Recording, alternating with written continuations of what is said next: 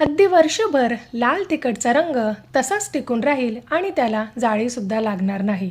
चला तर मग बघूया. आता इथे मी 5 वेगवेगळ्या प्रकाराच्या मिरच्या घेतलेल्या आहेत आणि याला व्यवस्थित असं वाळवून घ्यायचं आहे. आता उन्हात वाळवताना अशा प्रकारे त्यावर कपडा टाकून आणि मग वाळवायच्या आहेत.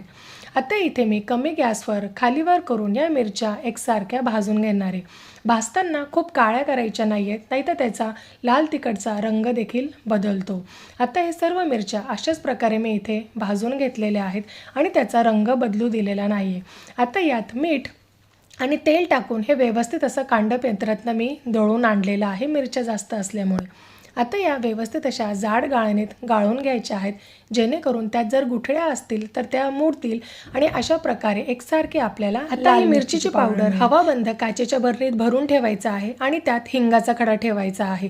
त्यामुळे रंग तसाच राहतो आणि त्याला जाळी देखील लागत नाही. चला तर मग अशाच नवनवीन रेसिपीसाठी फॉलो करायला विसरू नका.